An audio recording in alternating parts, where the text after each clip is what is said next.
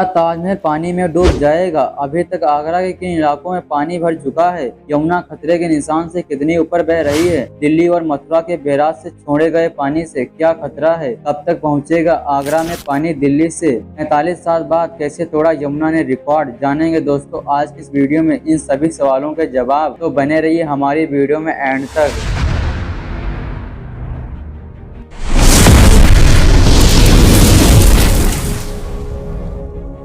गर्मियों के बाद मौसम आता है तो भाई लोगों को राहत मिलती है। गर्मी से फिलहाल भारत में इन दिनों मानसून आ चुका है। देश के बहुत से राज्यों में और हिस्सों में बारिश हो रही है, लेकिन इस बार मानसून राहत कम पहुंचा रहा है और मुसीबत ज्यादा बना हुआ है। देश के बहुत से राज्यों में लगातार बारिश की वजह से शहर की गलियां व नालों से लेकर नदियां तक सब कुछ उफान पर है, जिस वजह से न सिर्फ जल जीवन अस्त व्यस्त हुआ है बल्कि कई जगह बाढ़ आने की संभावना भी बढ़ चुकी है। यही नहीं, कुछ राज्यों में बारिश की वजह से कई लोगों को जान जाने की खबर भी सामने आई है। बहुत से क्षेत्रों में बारिश ने रिकॉर्ड तोड़ दिया है। इस बार की मानसून बारिश से दोस्तों भारत की मैदानी क्षेत्रों से बाहर पहाड़ी क्षेत्रों तक कई राज्यों और जिलों में बाढ़ आई हुई है, व्यापार की बनी हुई है। जैसे कुछ दिन पहले ही हिमाचल प्रदेश की बारिश की वजह से 24 जून से 14 जुलाई के बीच 100 से भी ज्यादा लोगों की मौतें हुई, जिसमें से 36 मौतें भूस्खलन, बादल फटने और अचानक आई बाढ़ के कारण हुई। इसी तरह हरियाणा, पंजाब, जम्मू कश्मीर में भी बारिश की वजह से जनहानि और धनहानि दोनों हुई। फिलहाल की बात करें राजस्थान और हिमाचल प्रदेश के कई इलाकों अभी भी बाढ़ के चपेट में हैं। लेकिन जैसा कि हम देख रहे हैं कि मानसून बारिश का दौर अभी भी जारी है, जिस वजह से दूसरे राज्यों में भी बारिश की वजह से नदियां उफान पर हैं। ज्यादातर नदियां खतरे के निशान से ऊपर बह रही हैं और कुछ जगह निशान को पार भी कर चुकी हैं। फिलहाल की बात करें तो दोस्तों लगातार बारिश की वजह से अब यमुना नदी का जल स्तर खतरे के निशान को पार कर चुका है। कुछ दिनों पहले ही यमुना का जल सेंटीमीटर में नहीं बल्कि फीट में बढ़ा है और अब खतरे के निशान को पार करते हुए यमुना ने आसपास के इलाकों को डुबाना शुरू कर दिया है। आपको बता दें कि दिल्ली के बाद यमुना नदी मथुरा और आगरा में भी लगातार खतरे के निशान को ऊपर बह रही है। ये थोड़ा सा यमुना के बारे में जान लेते हैं। यमुना के बारे में दोस्तों सबसे पहले यह जान लीजिए कि गंगा की एक सहायक नदी है। यमुना उत्तराखंड में यमुनोत्री से निकलती है, इसके बाद हरियाणा में दाखिल होती है और फिर इसके बाद दिल्ली में और आखिर में या उत्तर प्रदेश में प्रयागराज यानी कि इलाहाबाद ये गंगा में मिल जाती है। यमुनोत्री से इलाहाबाद की त्रिवेणी संगम तक 1437 किलोमीटर है। आपको बता दें कि यमुना का मुख्य रूप से कालीन पर्वत से निकलती है, जिस वजह से यमुना कालीन जहाँ कालिंदी भी कहा जाता है। जिस तरह से यमुना गंगा से निकलती है उसी तरह से यमुना से भी बहुत सी सहायक नदियाँ निकलती हैं। भारत के 3 राज्यों में यमुना के बाएं तरफ से जॉन्ट, सीधन, शारदा, गुरवता, ऋषगंगा और हनुमान गंगा जैसी सहायक नदियां और उसकी दाईं ओर चंबल, तिब्बता, केन और सेन सहायक नदियां निकलती हैं। लेकिन चंबल, सिंगर और सिंधु बेतवा और इसकी प्रमुख सहायक नदियां में से हैं। नदी कई बार बड़े शहरों से बहते हुए गुजरती है, जिनमें दिल्ली, मथुरा, आगरा, इटावा, कालवी, हमीरपुर और इलाहाबाद शामिल हैं। आपको बता दें कि यमुना की औसत गहराई 210 फीट यानी कि 3 मीटर है और इसकी मैक्सिमम डेप्थ की बात करें तो वह 1100 मीटर तक है।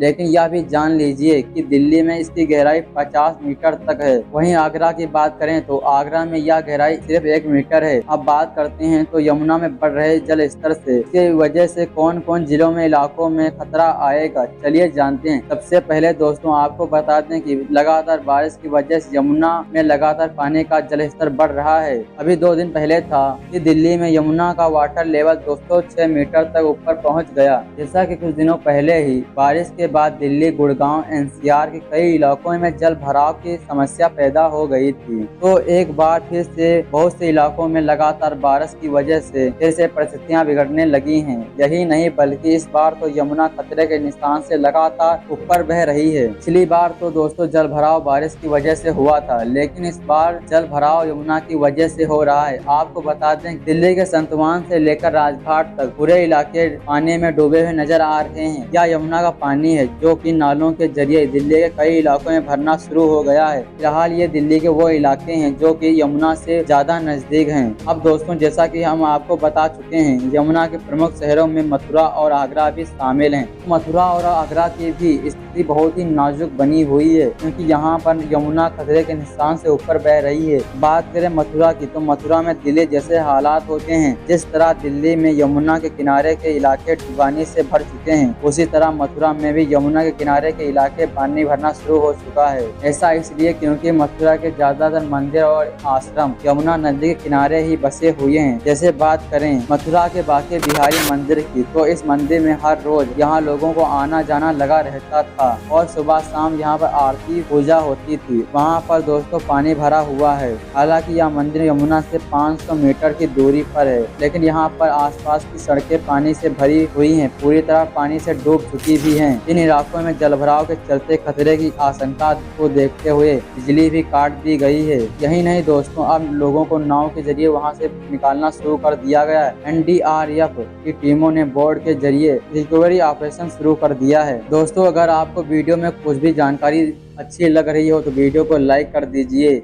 आगरा के बारे में तो दोस्तों आप जान लेते हैं कि आगरा शहर विश्व भर में ताजमहल के लिए जाना जाता है। ताजमहल को देखने के लिए हर सालों में लाखों की सैलानी आती है। ताजमहल जो कि यमुना नदी के किनारे बना हुआ है, तो यहाँ पर भी यमुना का पानी इतना ज्यादा बढ़ा हुआ है कि हाल फिलहाल में 45 साल बाद यमुना का पानी यमुना के दशहरा घाट पर ताजमहल की दीवारों से टकराना शुरू हो गया। यमुना के दशहरा घाट पर ही ताजमहल के पिछली बाउंड्री वॉल यमुना की तरफ लगती है। आपको बता दें कि इससे पहले ऐसा 1978 में हुआ था, जब यमुना का जलस्तर इतना बढ़ गया था कि यमुना ताजमहल की दीवारों को छूने लग गई थी। वहीं ताजमहल के कुछ हिस्से जो कि निचला हिस्सा है, वहां पर भी यमुना का पानी भर गया है। जैसा वहां पर मेहताब आगे ताजमहल के पीछे वहां यमुना का पानी डूबा हुआ है। दिल्ली में यमुना का वाटर लेवल जहां 200 मीटर से भी ऊपर पहुंच गया है, वहीं आगरा में यमुना का वाटर लेवल 150 मीटर से भी ऊपर जा चुका है। इस समय भी ताजमहल को देखने वालों का तादाद कम नहीं हुआ है। इसी सब के बीच दोस्तों, जब यमुना का जल स्तर ताजमहल की पिछली दीवार को छू रहा है, तो यमुना के इस नज़ारे को बहुत से पर्यटक अपने कैमरे में कैद कर रहे हैं और सेल्फी ले रहे हैं। लेकिन सेल्फी वगैरह के चक्कर में कहीं इनके साथ कोई हादसा न हो जाए, इसलिए ताजमहल के पिछले हिस्से को बंद कर दिया गया है। और दोस्तों, यमुना का जल स्तर को बढ़ता हुआ देखते हुए कुछ लोगों को मन में सवाल यह भी उठ रहा है, क्या ताजमहल डूब जाएगा? क्योंकि हाल फिलहाल आगरा में भी यमुना के किनारे बनी हुई कई जगह जलमग्न हो चुकी हैं। जैसा कि यमुना नदी के किनारे बना हुआ शमशान घाट पानी में डूब चुका है, जिसके बाद वहां पर अंतिम संस्कार भी करना बंद कर दिया गया है। अब ताजमहल डूबेगा नहीं, इस सवाल पर हम बात करेंगे, लेकिन उससे पहले यह जान लीजिए, इससे पहले अग्रवाल ने खतरा नजारा 1978 में देखा था। जैसा कि मैंने पहले ही बताया है, उस समय वाटर लेवल 508 फीट यानी कि 154.8 मीटर तक पहुंच गया था। जबकि आपको बता दें, यमुना में खतरे का निशान 495 फीट पर है। 1978 में दोस्तों यह यमुना का पानी 508 फीट तक पहुंचा, तब आगरा में बाढ़ आ गई थी। अभी की बात करें तो आगरा में दयाल बागेश्वर घाट, कैलाश घाट, खड़ी चांदनी,